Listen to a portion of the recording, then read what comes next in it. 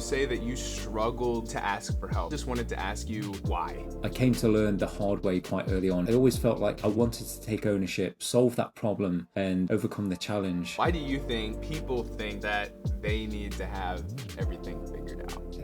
I've always maybe seen myself as a people person who can do tech.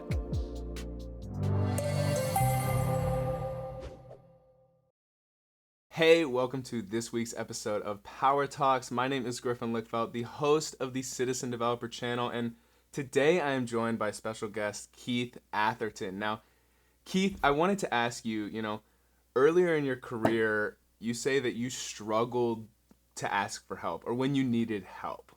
I kind of just wanted to ask you why. Yeah, thanks, Griffin. Great to be here. It's a really good question, and I found it quite a tough thing. So when I started in my career, I was a pro dev, if you will. It was lots of .NET, VB6. I'm that old. There's quite a few things that I did early on, but it was some of it could be quite complex. A lot of it was brand new to me. And when I was at college, I didn't study comp sci or IT or programming. So I kind of was on the back foot from the start. I was able to join a consultancy, which was really good. They gave us training, but still, it just couldn't compare with people who had 3 or 4 years of a comp sci degree. So for me, it was almost like trying to play catch up, understanding the terms, the jargon, and things like that. So for me, when I took things on, it was a challenge for me to try and stick with it and try and work through the problem and take ownership of these problems. And that could be some complex code or something in the back end with a database. But I always felt like I wanted to take ownership, solve that problem, and almost kind of overcome the challenge. But you're right. There were times that I did learn the lesson of, hey, this is the right time to speak up. How long have you tried doing something, or you've tried several different approaches? You still need to ask for help. Or you've got a mentor or a team lead who you can ask for help as well. So I came to learn the hard way quite early on of when it was right to ask for the help, and it always paid to do that.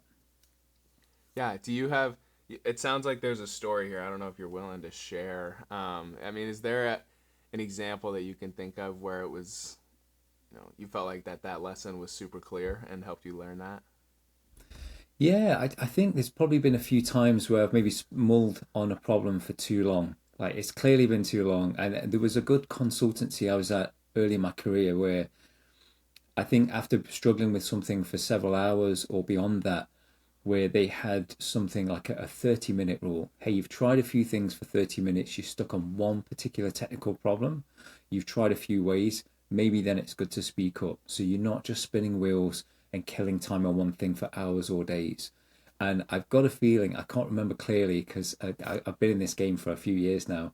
But yeah, certainly early on, I imagine I've had a few experiences where, hey, you know what, I've been struggling with this for, half a day now, and I should have, maybe reached out a bit earlier or tried a rubber duck technique, which some of us might know of. Hey, even if someone's not there, you ask a teddy bear or rubber duck the question, and the fact that when you speak it up, you speak out about what it is, it might become more apparent about what to try next or what the problem is. And there's many times over the career when I've spoke to other people, or they've spoke to me, and we're like in that process of explanation, you're like, oh, I got it. No, don't worry about it. I got it. And then you carry on. That has definitely happened where it's like message someone and we hop on a quick call or whatever, and then just I'm like speaking through the problem and I'm like figuring it out.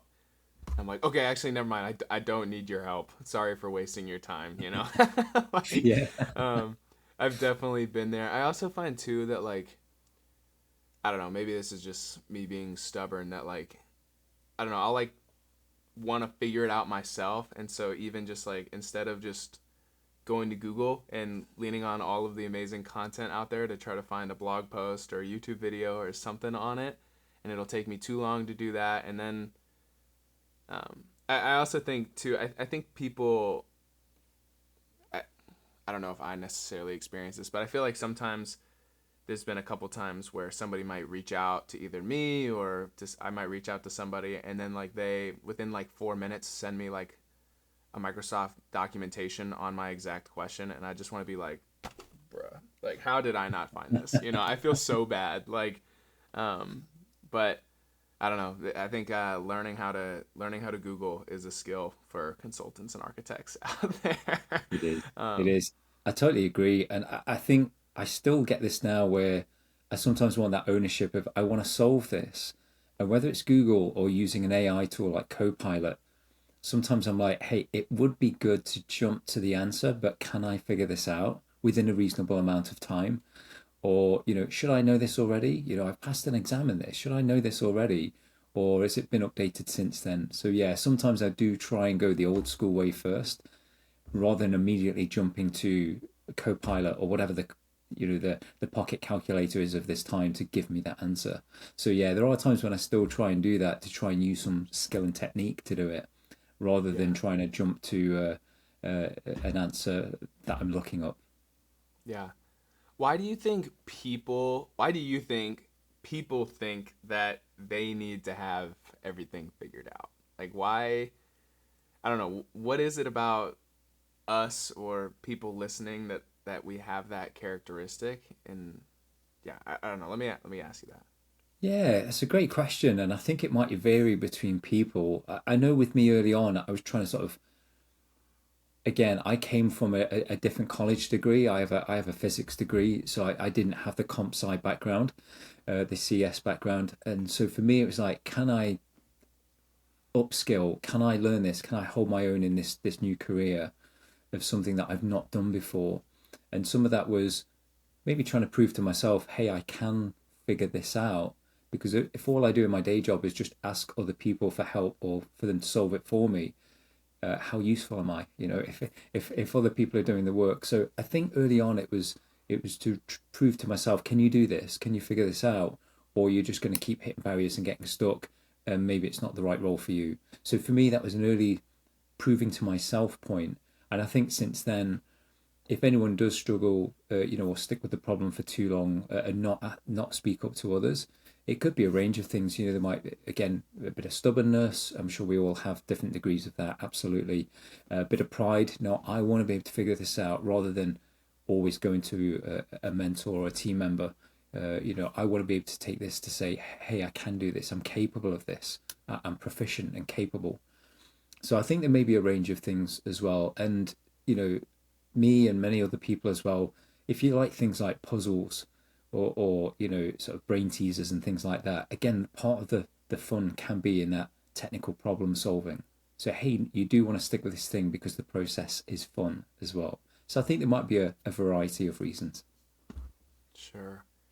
So, okay, you mentioned and you kind of alluded to your background, post physics major, which I didn't realize I was in the room with an absolute genius talking about physics over here. But nonetheless, You're not. but Thanks. nonetheless, you have a background in kind of more pro code, and right now you're a Power Platform solution architect, but you have over 20 years of experience with professional developer, .NET, SQL Server, and Azure, and 2.5 years ago kind of transitioned into the Power Platform. I kind of wanted to ask you what motivated you to transition from this pro code to low code environment, I guess, into that development space.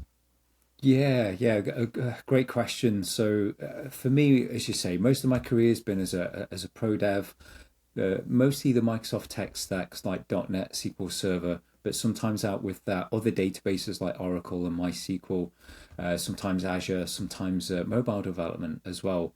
Also had a bit of a side hustle as a game dev for a few years as well, just creating mobile games as well. So I kind of sort of dabble and keep pushing and learning new things where when I can make time for it. But yeah, you're right. I did join a role, around 2.5 years ago, just around then, and it was as a general developer. So it was mostly going to be .NET again, but there's whatever the client needed. It was a consultancy. It might be different databases, different tech stacks. Now, one of the first roles I was given was, hey, can you learn this thing called Power Apps? We want to transfer some like legacy apps from it was an older system like Access Database or something into Power Apps to modernize them and make the use of sort of cloud services and things like that. So again, just being an adaptable dev, I thought, great, let me take a look. And first up, between us, I was like, okay, some of these Power Effects code, when I've had the background with different kind of programming languages, I did wonder if there's going to be some limitations, or am I going to get stuck, or is it only so many things you can do with this platform? But the more I did learn with it, and certainly when you can extend it and other capabilities as well with Power Automate and other tools, I did realize actually there's a lot you can do with this. But one of the things that drove me is one, I was on a new learning curve. So again, we're back to that skilling into a new place. Great, I could get my teeth into this new thing and get stuck in. Um, I also had the thing where I had the constraints to an extent of, well, a PowerFX is not the same as a C sharp or a C++. So how can I achieve, the same things with algorithms or complexity if I don't have the same code capabilities? So again, it was another constraint that led me to go on a new path of technical problem solving. How can I do this with, again, supposedly a limited toolbox? But one of the key things that really drove me was the speed to market. I really like the Power Platform and lots of the business application suite because you can get something to market quick. And if it's many line of business apps with grids and forms and some of the basics, I can turn that around so much quicker than using ProDev. Again, pros and cons with each. That really is just a game changer for when I deliver things to customers. Sure. So another guest, Sean Astrahan, if you're listening, I guess shout out to you. But he's also, I remember him being very passionate about the importance of, understanding some, at least one pro code stack, or is a huge believer in that having a pro code background is important. And so I kind of wanted to, as somebody who has zero pro code experience, and, I told a buddy who's a computer science guy that I could kind of read some fetch XML, and he like laughed at me. He's like, "Dude, that's not Oh, even he's."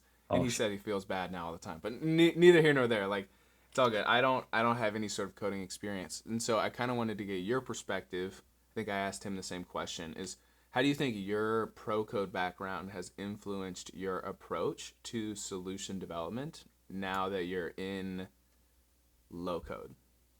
yeah, that's really interesting. There's probably quite a few things, as you say. I've been doing a low code for the last few years, but I was able to leverage a lot of that pro code background. So there was a lot of that, and it wasn't just how do I write the code. It was often things like design patterns or approaches. So I did a session maybe a year ago or more, and it was about reusability in Power Apps. So things that, hey, can use a component if you're going to use that on multiple screens, or can use one named formula if you're going to use it in multiple places, so you're not duplicating the code in multiple places. So it was almost that mindset of an architect or a developer of how would you design this? How would it be scalable, reusable? How could it cope with any kind of performance issues? So again, we talked before we hit record. I was lucky enough last week. I was at the Power Platform Community Conference in Las Vegas, and I did a session there about Power Apps optimization. And while there was some good learning online and other good blogs out there, a lot of that content actually came from the background of how did I make things more performant with Pro Code? And it's again, can this be done concurrently or is it in a loop? Is it doing too many things? Could you simplify that in some way? So often it was these kind of learnings that I really try to transfer across, as well as maybe some of the more tangible pro dev side of things about, hey, I've got customers now that use SQL Server with Power Apps, as well as use SQL Server for years and years and years. So I can use stored procedures and views and tables, and they directly transfer across. So some of it just completely maps. But yeah, I think that abstract thought of design patterns and things, that's really carried through to Power Apps and the Power Platform really, really well. Sure. I will admit I most of my experience is with model driven apps, and obviously there's some performance considerations when developing these, but I would I feel like there's less considerations compared to maybe Canvas apps, but maybe that's foolish of me to say, but I agree with nonetheless, that. Yeah, no, no, I yeah, totally agree. Sorry to cut you up slightly there, but you're I good. think you're right. The session I did last week really 80-90% was Canvas apps because in many ways they're inherently more customizable. You can write power effects, you can choose to have 500 controls on a screen if you wish. And there's ways you can fall into anti-patterns that cause performance issues. So I actually kind of agree. There's a lot of ways you can dig a hole for yourself and make things bad. With model driven, so much is managed for you. But as you say, there may be things, again, too many controls, or is the JavaScript not performant? Is it doing crazy things? There are maybe things you can still work on with model driven apps. But yeah, no, I do agree. I think a Canvas is much more susceptible to performance issues for sure.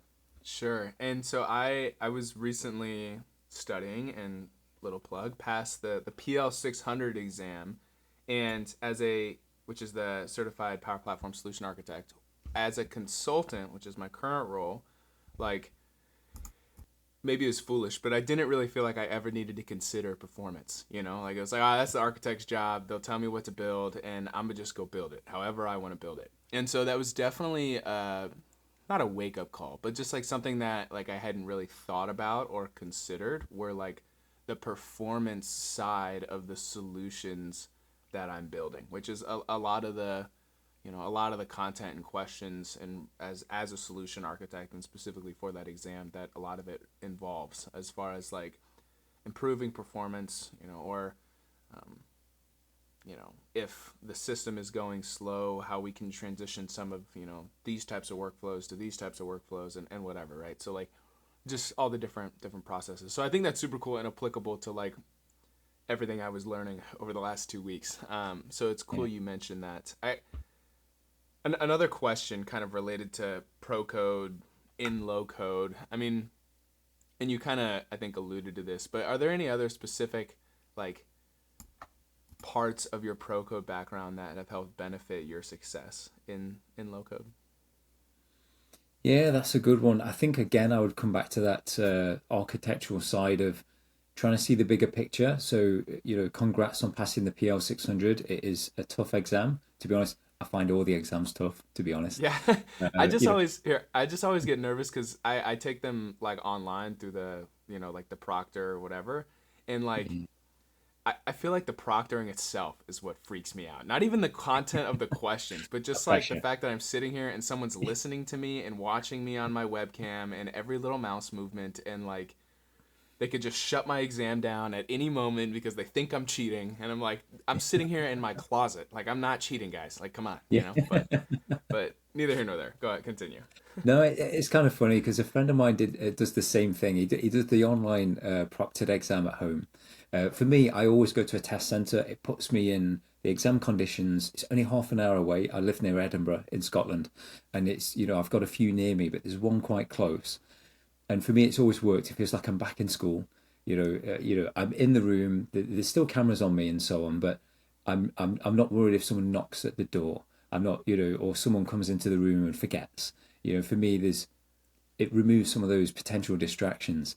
But a friend of mine, actually, just talking the online proctored, he does do that every time.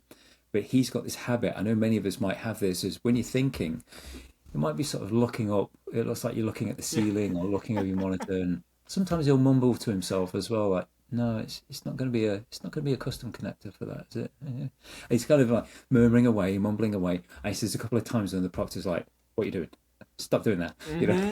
That literally happened to me on my not this one, but the exam I had taken previously. I don't know, maybe I need to go get ADHD diagnosis, but neither here nor there. Like I like to like listen to music, like just like lo-fi whatever, while I'm studying or learning or working, and so I find that like sound really helps me just like focus. And so when there's no music, I'll like read the questions out loud to myself. It's just, I don't know, I just like find that tendency. Even in school growing up, I feel like I would like kind of murmur the words as I'm taking my exams. And yeah, I'm like real close, reading out loud, and then all of a sudden a little chat pops up. You need to stop talking, otherwise your exam will be canceled immediately. And I'm like, what? Like, how am I not supposed to focus on my exam that I'm taking? But yeah, Microsoft exams, you love them and you hate them. But okay, back to my question. Pro code benefits that have helped you in low code architecture. If you are thinking to yourself that you want to get into low code development or learn about the Power Platform, then I want to personally invite you to sign up for this completely free self-paced course that is going to cover everything you need to know to begin low code development today. Not too long ago, I was a complete beginner and I had no idea what I was doing. I didn't even know what the Power Platform was. But in just 2 years, I have gone from being an associate to a senior level consultant, and I can truly say that I love what I do. The content in this course is handpicked by me so you can understand the basics of the Power Platform and ultimately be prepared to take the PL 900 certification if that's something you're interested in. If you are interested, be sure to follow the first link in the description down below, and do not forget to use the promo code YouTube at checkout in order to get the course for completely free. This is going to give you immediate access to the entire course so that you can start to change your future today. Now, let's get back to the conversation. Yeah, I think again, yeah, some of the architecture, trying to see the high level. So there's some things I learned quite early on when I was learning on the job and learning from others, again, without the comp sci background. And it was the same actually. The first consultancy, many of us had different technical backgrounds. Some were like had majors in chemistry or mathematics and other things, and there were lots of comp sci people as well. So there were some really smart people there. But some of the things I learned about early on is about making things scalable, making them secure. Some of these, again, things that you would look into for kind of any typical software project. So some of those were like really good eye openers of, again, design patterns and approaches you would use for that. And again, I'm talking about quite a few years ago. So these were like slower power devices or slow data connections, before, or maybe on the cusp of fast broadband being a thing. So some of these things were quite crucial at that point. You might have, there's no cell phones when I first started. So there would, it might be PC based. Tablets were quite new at the time, common use of tablets anyway. So the many things you had to make it performant. You had to use everything you could or reduce the data over the wire just to give it a snappy response, a good performance. So the many things of those that have carried through that I do now that might be overkill with some of today's data connections and devices, but it still holds true of, well, if it scales to from those 10 users to 1,000 users over the next year, if the company expands, we're future-proofing it to an extent as well. So that's one of the key things about architecture. Another thing that I probably took for granted when I transferred across to low code was really the years of experience working projects, building rapport with customers, discovery and envisioning, getting the requirements, what kind of phases of a project, the different testing stages you might have, documentation and wikis that you might create for it. So a lot of that, again, just completely mapped across. And low code was really like the toolbox I've got is different, but many things around it have stayed true, stayed the same. Yeah. So I think you're talking about the, outside of the Power Platform, there's these like software development and software architecture pillars, like just like truths that Yeah. and principles that you need to live by. And I think it's cool that you mentioned kind of at the end there, relationship building with the customer. This is a topic I love talking about because I feel like, well, I do feel like it's learnable. Like I don't think if you're not a very relationship, or like good communicator, like you can learn to become one.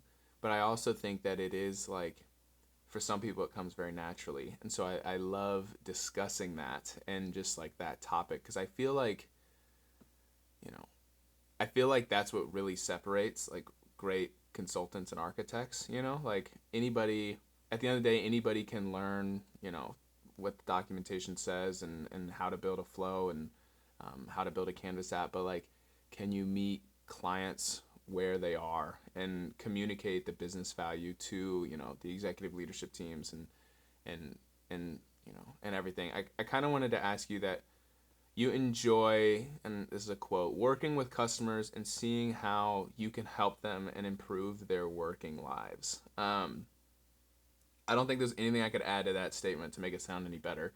I kind of wanted to ask you is, some story time. Like, you got a good example? I love hearing the stories and the examples that people have out there. But where you felt like, you know, you were able to harness this thing that we're talking about of communicating to customers that would be insightful for someone listening.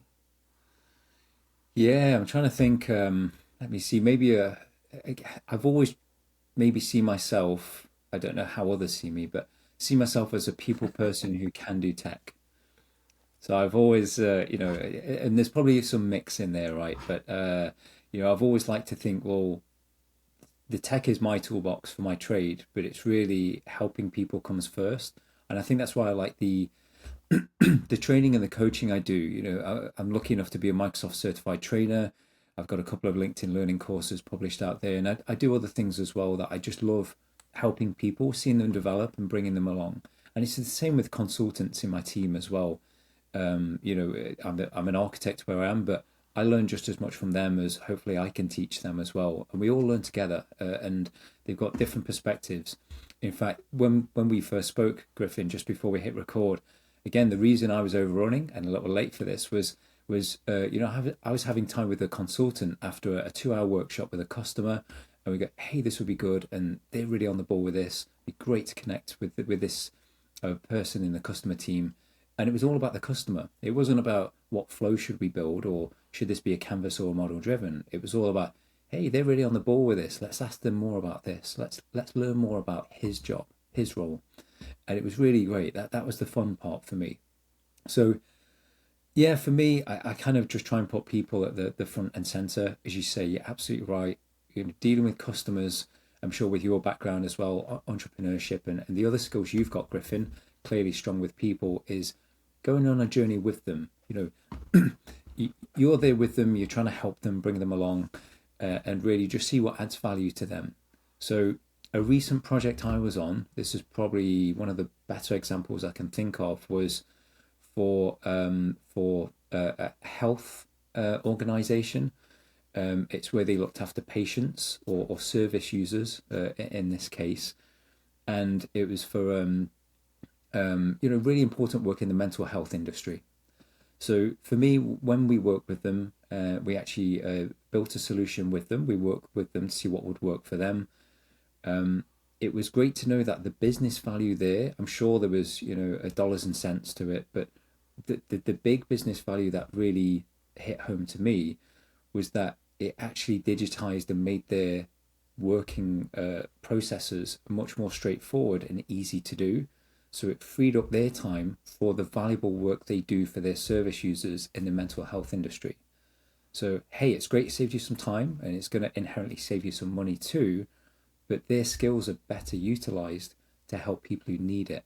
And for me, that really hit home of that's much more important. And it's great, we played some part in helping them with that. That's awesome. I think that's super cool. I as well feel like um, I've had experiences on projects where it felt like, you know, that someone on the team was a really good communicator and really had that approach. And then kind of just over time, someone else on the project team was just like sick of working with these people, because, they didn't necessarily like the client or felt like the client didn't know what they were talking about or, just, and I feel like it slowly drove a wedge, in a way between, and it just, I think it made the project at the end, even though we delivered on time what was promised, it didn't feel like the project was a success, and simply down to how people chose to communicate themselves and their thoughts and their ideas and talk to the client. Because I feel like, we call them product owners, right? People on the customer side that, kind of are in charge of owning what we're building and answering our questions and prioritizing what we should build. Where like everybody would love the product owner that has all the answers to your question, has the technical background that we need and whatever, but that's you're laughing because that's like not really ever the case, And that was especially the case in this scenario. These product owners loved working with them but it felt like we never really got everything we needed, that there were always someone else we had to go track down or, whatever. And I think that it drove this other person in a way of like, I'm overworking with them, these people, whatever. And while, you know, at times it was like, oh, I don't want to go back on another meeting with these people. But nonetheless, putting a good face on and, being a good communicator and meeting them where they're at, I think went a long way, and I think that it, I think it's the hard thing to do. You know what I mean? Like it's the easy thing to like, oh, you have this business problem. Yeah, we need to write a business rule to do that and whatever. That's the easy part. The hard part is Emotional. like Yeah. being the emotionally intelligent, consultant and architect on the project. And kind of just like the age old adage of like treating people how you want to be treated, like a lot of times these product owners, they're coming to you because you're the expert. They don't necessarily have the expectation that you're going to be asking them questions. They kind of just think, oh, you're the expert. What do you mean? Why am I answering so many questions? Um, and so kind of like that mantra, treating others how you want to be treated. How has this kind of guided you in your, experience as an architect and in these, client discovery calls or backlog refinement calls or, relationship with the client? Yeah, that's a good one, and it's something that has always been the way I've been brought up. So it's just been again inherent for me. It didn't feel like I had to learn it late or have some realization. It's just something I've carried through. I actually had a good experience of this yesterday, funnily enough as well. Again, dealing with someone who maybe didn't treat people in quite the same way or with the same respect that some other people might have expected, and it was a tricky one to manage. But there was a way to manage it and confront it in a mature way, in a psych safe way as well. But I think you're right. Emotional intelligence is really important, and that's carried through as well. Of as you say, treating people. Today I had a workshop with a customer, and sometimes I had to boil down some complex technical terms into plain language so it was easy to understand. And I would hope that with them being SMEs, subject matter experts, and experts in their domain, they're able to also translate all the clever things they do for their role into something that is easy for someone like me to understand. So it was really just kind of meeting them there, setting expectations as well of, okay, like this is a big project. We use something called Agile and it's something called the Power Platform. And, a lot of these terms were new to them. So again, I was trying to empathize of, I would actually ask them quite early, are these terms new? Do you want some familiarization? I can give an overview if you wish, because some of them I could see were just brand new to all of it. We're in a meeting. How formal is this supposed to be? There's 12 people in the meeting, mostly on the customer side, but it was kind of could have been big and scary for them. So it's almost thinking, well, I'd want to be put at ease in that situation. Why don't I try and do the same? So sometimes it's just planning even ahead of the call of, okay, I can see there's 10 people from the customer on this call. I've only met half of them. I'll start with some introductions. I'll say what my role is, what I do, keep it light, maybe kind of build that bridge with them and build that rapport. So yeah, it really just carries through to, yeah, as you say, how you treat, whether it's the customers, your colleagues, your friends, your family. It's just something I try and carry through everywhere. You've given me a thought here, and I think that like this same principle, I think it could also be applied to explicitly like not just like how we carry ourselves, how we communicate the word choice, but like also like explicitly how we communicate ideas in a sense of like meeting the customer where they're at, understanding, okay, here's this problem with the solution or this question that we have. Like, yeah, I could just email this person and say, hey, this API isn't returning this field that we need for this call. Like, how do we want to, go about this and blah, blah, blah. And this person's like, what's an API? I don't even know what you're talking about here. Where does this fit into the solution? You know, or I was just yesterday, I was I'm on a Copilot Studio project, and basically we have this we're building a custom Copilot that has to go and look at a separate system outside of Dataverse, outside of Dynamics, and get information. And we had kind of, talked about how we wanted to solution this, and that field is not being pulled back in the queries. And instead of just saying, hey, we're missing this, we need to set up a meeting and discuss, took 20 minutes and created a very rudimentary, process map in Visio, just like, this is happening, then this is happening. Hey, we have a lot of questions on this, send it to them in an email. Because I just, these people are non-technical. They're very well educated. I'm not making a knock on them. But, like, I feel like just putting in that extra effort to be like, okay, if I'm in their shoes and I need to understand what this person is asking, what would be the easiest way for me to possibly understand that?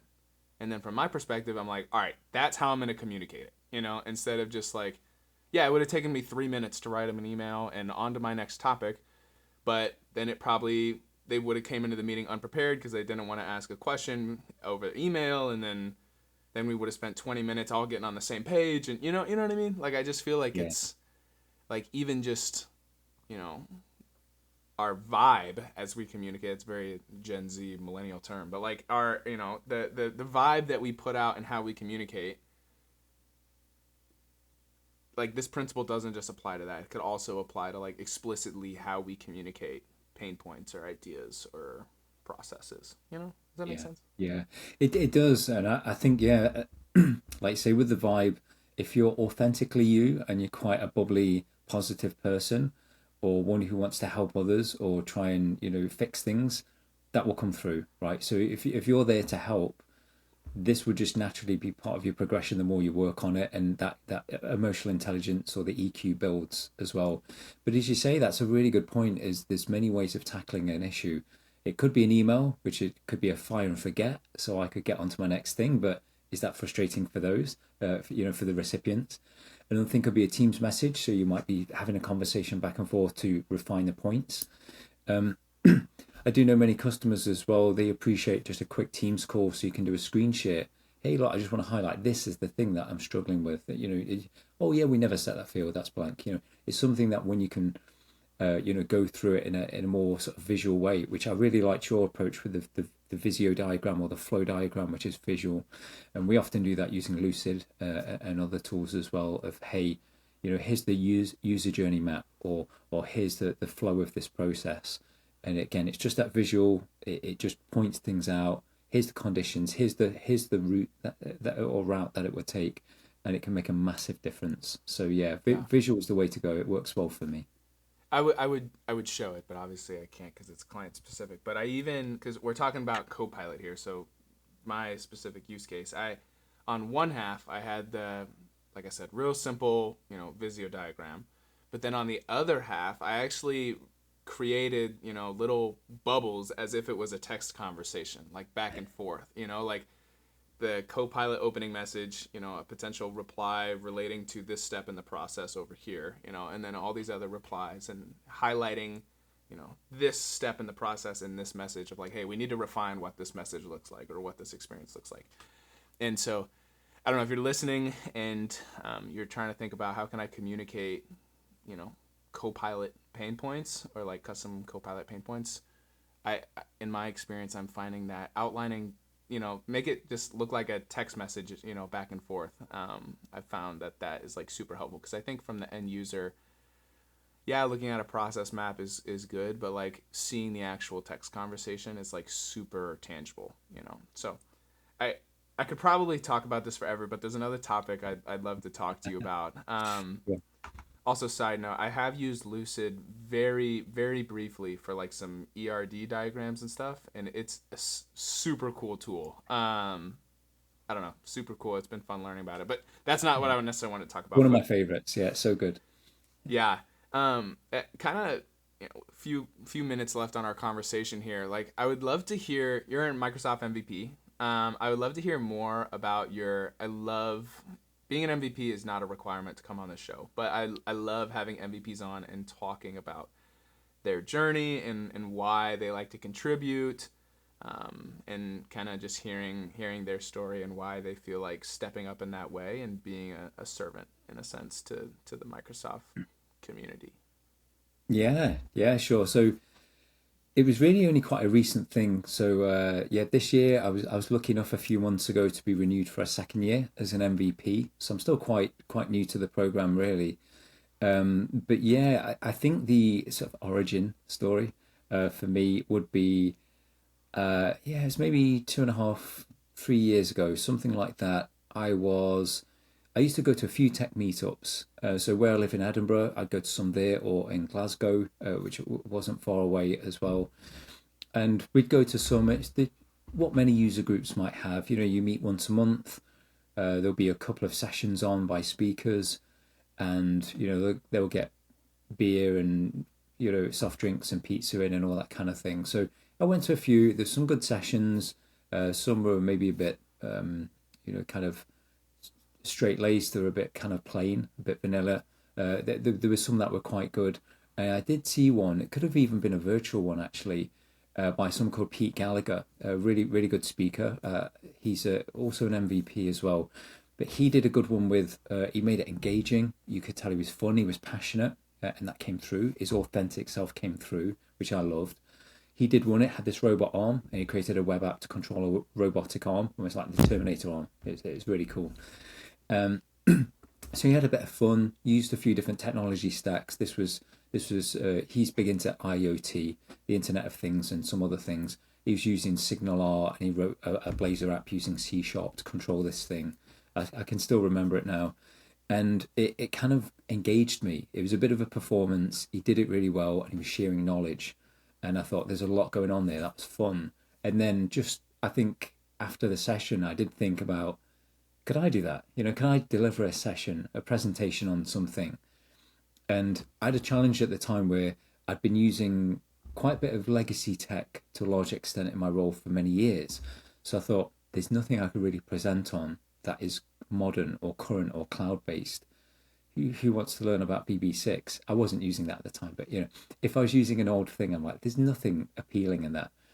So the next step was to think about doing a presentation. I took a couple of Microsoft certifications. It was the AZ900 to get some Azure fundamentals, and then there was the Azure data fundamentals after there. So I was learning a few new skills, putting them to use on my own time, not necessarily in the job. I didn't have the scope to do that. But then I was learning things that, well, one, I was upskilling, might be able to use it in my current role or get a new role where I could use them, but also something that I might be able to talk about and share the knowledge if I still fancied trying that. So after learning and playing with some of these new toys and kind of seeing how they worked, I did think, right, okay, I'm maybe in a good place where I could give a bit of a presentation on this. So I did the first one. It was actually during the pandemic, and it was for a virtual, it's for a user group, but it was a virtual session. It was actually on to how to prepare for Microsoft certifications. Just because I was new to the journey, I had a few things I wanted to share. Again, the online proctoring versus at the test center and all these other things, it was all new to me. I didn't have any friends who'd taken any I could ask about them as well that I knew of. So I thought, well, I've learned all this the hard way. I want to share it with others. But also there was a few discounts and money saving tips I had that I'd come across. I was like, hey, I've got to share these. So did that. Figured if it didn't go well or I didn't enjoy it, I would have done one and just move on. A learning experience. But I did it and enjoyed it. Seemed to go well. And then from there, I just built. I did a few more presentations, more user groups, some conferences. Then I thought, well, let me try a few other things. So I tried blogging. I do that occasionally. And again, I just kept trying new things to see what did I like, what didn't I like. And if there's something that didn't quite work, I would drop it and just keep the core few things that I would really enjoy. So I think it just built up to an extent of helping on forums, lucky enough to become a super user on the forums.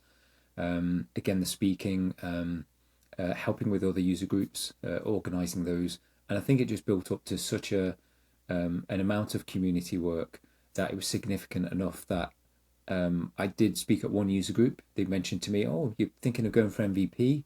I actually didn't know what it was. I'd heard the term, but I didn't know what it was. So they'd explained what it was, and this user group leader then kindly offered to nominate me for this. She was an MVP as well.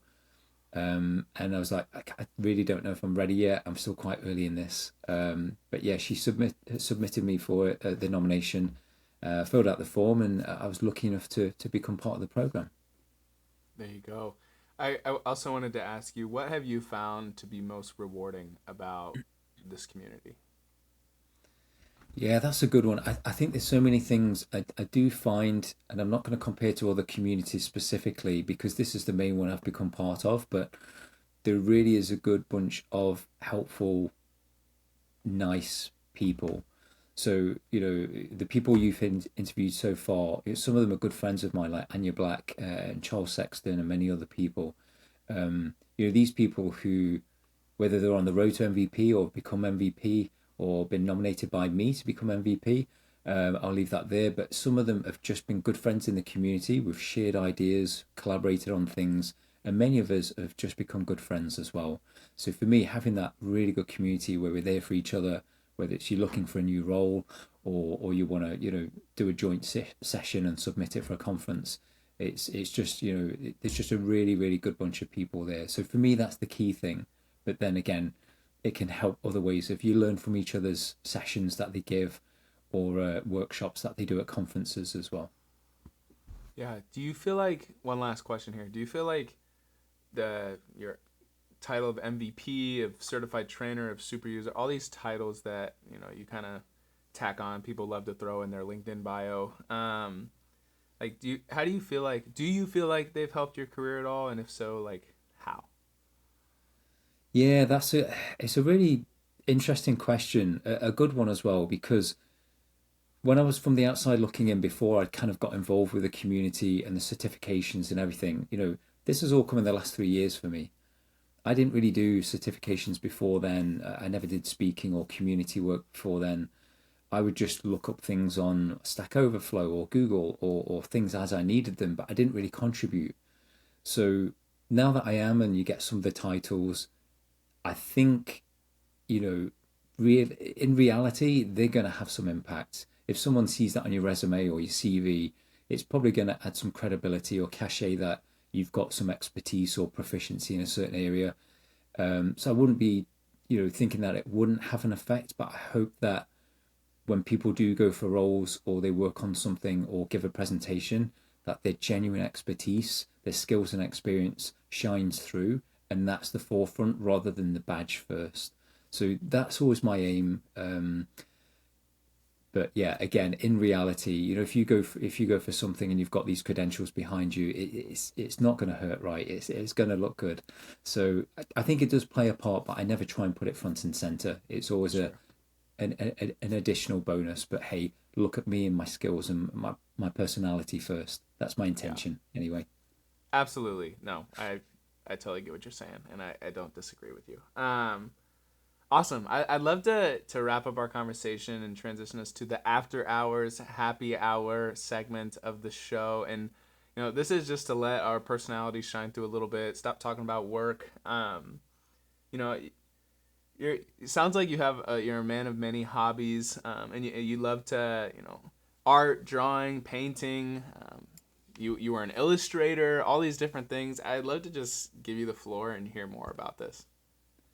Yeah, sure. So I guess I'm pretty restless. I like to try lots of new things. I like variety as well. Ever since I was young, I've always enjoyed being creative, and I think a lot of that creativity can come through as a consultant or a developer or as an architect because you are creating new solutions and designing them for them, whether it's not just the UI but the solution as a whole.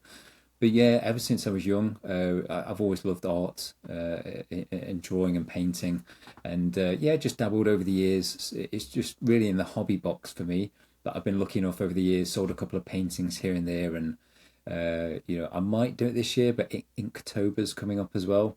So that's where you do a drawing every day of October. And some people choose to sell it, but you just post it online and stay accountable for doing that. So I did do a few years of doing that when I wasn't as invested in the community. I had a bit more free time, to be honest. Yeah. But yeah, the same with when I was younger, I was in bands and things like that as well. So music's a big thing for me as well. But yeah, probably again back to the visual. You know, the drawing, the painting, something I've enjoyed. And again, during the pandemic, just before I was looking into these certifications and community work, someone had spotted my Inktober drawings. They liked my style, and they reached out to ask if I would illustrate a book for them. It's actually a business book that they wrote. I did 30 or more illustrations for it, I think it was. And it was just to kind of give it a light-hearted tone, break up the chapters and all the text with some visuals. So yeah, that's called Embrace the Space, and very very luckily for a short while it was a bestseller on Amazon as well. So yeah, that's where the hobby kind of got a bit more serious. It was good fun. Yeah. Super fun.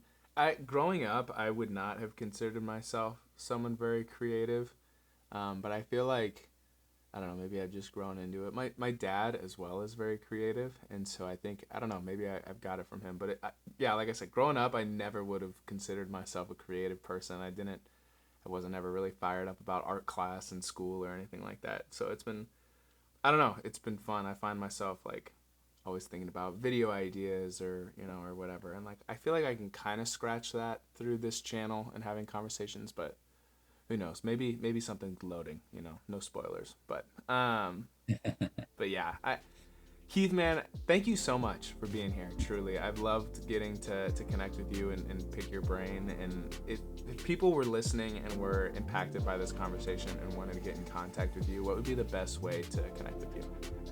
Yeah, thanks, Griffin, and just a thank you as well for having me as a guest. It's been a pleasure, and yeah, it's been great to get to know you better as well. But yeah, if anyone wants to reach out to me, just search for my name, Keith Atherton, on X or LinkedIn. I'm pretty active on both, and it's a pretty uncommon name, so hopefully you can find me okay.